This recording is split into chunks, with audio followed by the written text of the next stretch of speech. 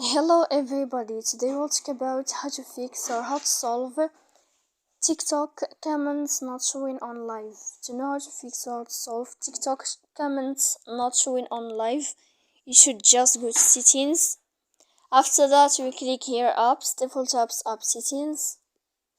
When you'll find this list, you will enter to the window of TikTok and you will enter in this app. Here in this page of app info, you will click on first stop and you will click OK. Then you will enter to the window of storage. Here we click clear cache, and in the end you can go to Play Store. You will find your TikTok app. If you will find your updates, then you can update your application to fix that problem you have. So please don't forget to support us by like and subscribe.